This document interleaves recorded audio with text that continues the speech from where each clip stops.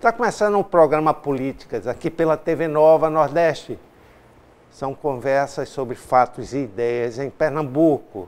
As entrevistas giram em torno da política, da ciência, do comportamento, da economia.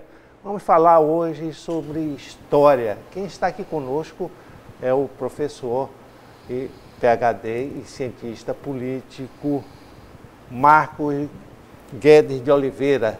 Ele é autor de uma tese muito interessante sobre a influência do Stalin no Partido Comunista Brasileiro. E o tema é bem interessante, porque este ano se comemora os 100 anos da Revolução Soviética. Os soviéticos não comemoram mais, porque a Revolução já acabou.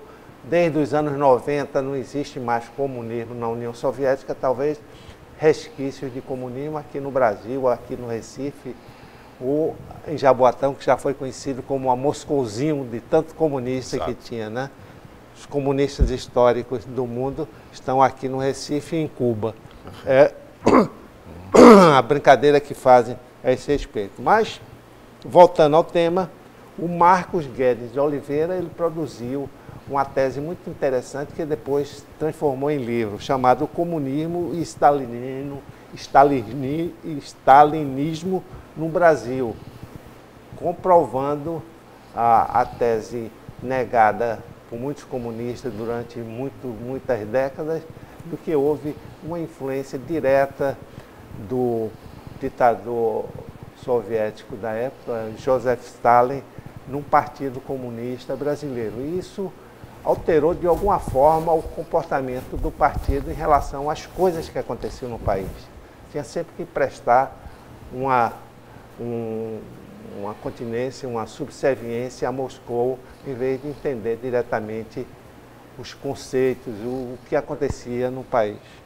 Marcos Guedes de Oliveira, esse livro deve ter trazido muita chateação para você em relação aos comunistas, porque os comunistas aqui, principalmente o secretário-geral da época, Luiz Carlos Prestes, não sai muito bem nesse filme, não. E aí?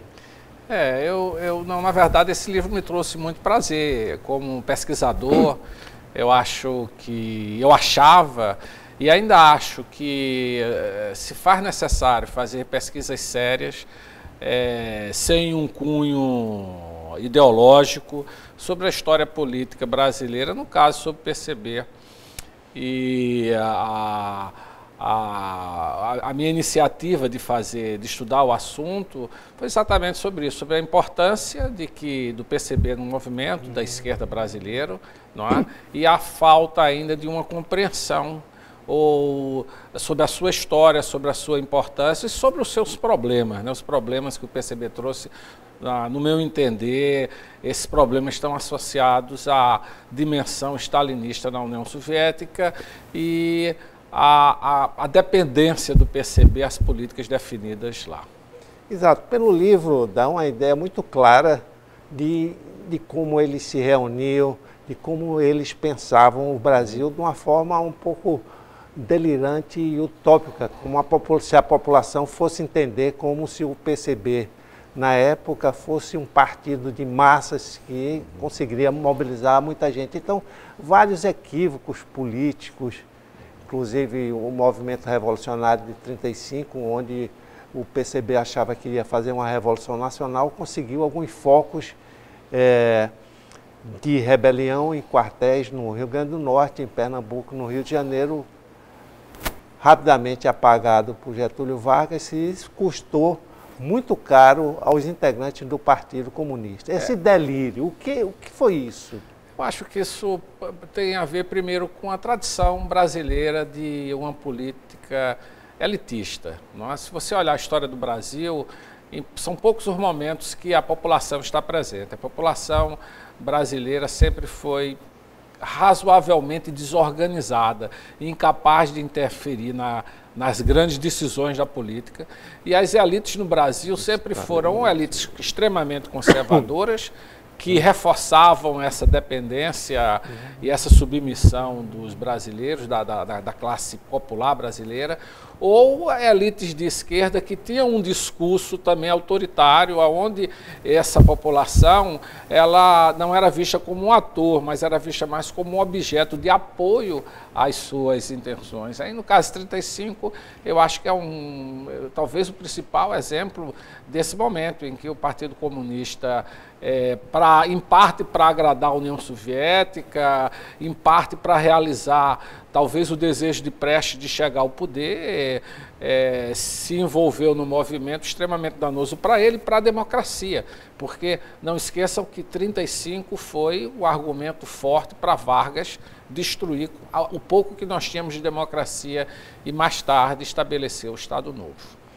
O interessante é isso, é que há um desejo latente em todas essas conversas dos comunistas aqui colocadas no seu livro, que é seguir o modelo soviético de Revolução Soviética. Só que o modelo de Revolução Soviética serviu para a Revolução Soviética e traduzir ou querer implantar um modelo semelhante passa por exatamente isso, né? Essas divergências sociais, a forma de comportamento do brasileiro, a própria elite brasileira, na época, por mais ditatorial ou dura que tenha sido nesse período, nunca ia se comparar ao que acontecia na pré-revolução soviética há 100 anos atrás, não é? Havia um massacre popular quase. Né? É verdade. Eu acho que o outro aspecto do livro é chamar a atenção que cada revolução é um caso diferente. Mas há essa tendência nos movimentos políticos em geral de querer exportar o seu modelo. A Revolução Francesa tentou fazer isso.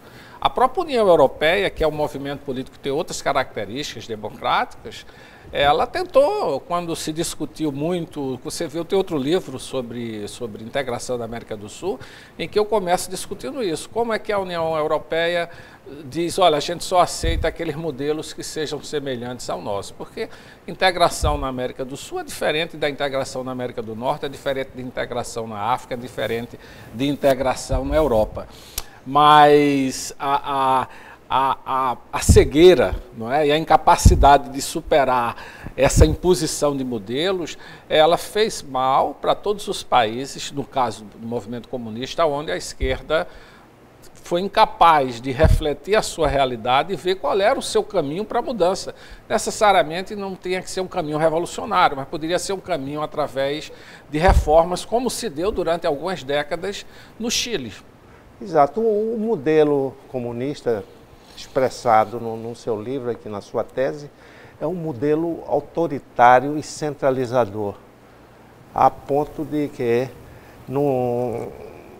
os próprios intelectuais do partido, a partir de certo momento, são expurgados, são tirados para a chegada de operários sem muito trato intelectual, operários na formação de novos quadros. Esse jeito autoritário é o jeito comunista de ser? Eu acho que quando se fala em comunismo de uma maneira ampla, se fala de muita coisa. Sabe que se a gente for pegar na história, a ideia de comunismo está associada até com as bases do fundamento do cristianismo, não é? Mas quando a gente está falando sobre comunismo relacionado à experiência soviética e às experiências que se desenvolveram a partir da União Soviética, a gente pode dizer que sim, que esse modelo foi um modelo extremamente autoritário e totalitário. Esse exemplo que você falou aí, quer dizer, a política que eles chamavam de proletarização, de tirar intelectuais da liderança para botar operários, por trás disso estava o interesse de botar pessoas que eram favoráveis a ele. Na verdade, não, manipuláveis, né? Que eram manipuláveis. Na verdade, o interesse não era que ele fosse operário ou não, mas era afastar pessoas que pensavam, que refletiam e que em algum momento ia dizer, olha, aqui tem alguma coisa errada, vamos parar e trabalhar sobre isso. Mas eu acho que é importante também chamar a atenção para uma outra vertente. A partir dos anos 50, o Partido Comunista Italiano, por exemplo, ele seguiu uma linha totalmente diferente em que se aproximou da tradição socialista da Europa e na América Latina aonde se entendia e se entende que socialismo e democracia são duas coisas que precisam caminhar juntas. Sem uma, a outra não poderia ou não pode existir. Por exemplo, tivemos aqui com um desastre já marcante e muito conhecido, o socialismo do século XXI implantado pelo falecido presidente Chávez na Venezuela. Isso daí gerou um rotundo fracasso econômico. Hoje, os refugiados da Venezuela passam fome nas áreas fronteiriças do Brasil. O que está errado? É o socialismo ou a gestão do socialismo? Eu acho que o governo chavista se rotulava de socialismo, se rotulava de um nacionalismo latino-americano, mas eu vejo muito o governo de Chávez como um governo autoritário tradicional latino-americano, um militar, não é? Com um perfil extremamente autoritário, liderando o governo e com um discurso de esquerda. Mas o que é que Chávez fez de socialismo, além de fazer uma política de distribuição de bens, não é, baseado no Estado? Eu acho que se a gente for olhar os detalhes, talvez a gente entenda que o governo de Chávez não tinha, infelizmente, nem de socialismo nem de capitalismo, não é? Eu acho que a sua derrocada se deve muito a isso. Ele não conseguiu criar, mesmo com todo o dinheiro que tinha de petróleo, criar uma indústria de base, uma indústria de alimento, não é? Ainda hoje eles dependem, inclusive, de exportações do Brasil, não é? E esse dinheiro foi gasto de uma maneira desorganizada e impensada. O Brasil teve, o próprio governo de Lula, apesar de ter sido um governo de esquerda, sofreu bastante com essa falta de coerência da política de Chávez, né, do interesse dele de dominar a política latino-americana. Eu acho que Cuba é uma outra história. Você sabe que na Revolução Cubana, a Castro, ele não tinha intenção de estabelecer o socialismo, pelo contrário, ele foi para os Estados Unidos buscar ajuda, foi de certa forma a arrogância das elites americanas que não apoiaram ele, que fez com que ele caísse nos braços da União Soviética. Daí hoje eles estão tentando recuperar toda essa história. Talvez, Antônio, a experiência que esteja associada com o socialismo, que até agora tem funcionado um pouco, é a experiência chinesa. Mas é importante entender que a experiência chinesa também foi uma experiência extremamente autoritária. Milhões de pessoas morreram no trabalho forçado inicial para erigir aquela indústria de base que mais tarde deu condições para o Estado chinês desenvolver o nível de acumulação e o potencial econômico que eles têm hoje, não é? Eu acho que a gente pode concluir sim que a experiência do século XX associadas ao socialismo, em geral, elas fracassaram. Desculpe, tem o caso do Chile, aí volta o exemplo do Chile e da queda de Allende. Eu acho que o ataque que Allende sofreu foi muito forte. E eu acho que por trás desse ataque estava a preocupação de que Allende, no Chile, talvez estivesse trazendo para a América Latina aquele verdadeiro modelo de uma sociedade socialista, sem ser radical, sem ser autoritária, sem ser totalitária, e que o sucesso desse modelo seria extremamente subversivo, não é, para o sistema capitalista, principalmente naquele momento nos anos 70, quando a gente vivia a Guerra Fria, não? Vamos fazer um pequeno intervalo. Daqui a pouco a gente volta para continuar a nossa conversa com o cientista político Marcos Guedes de Oliveira. Conversamos sobre o livro produzido por ele chamado Comunismo e Stalinismo no Brasil. Fala da influência do Comitê de Política Internacional do Stalin junto ao Partido Comunista do Brasil.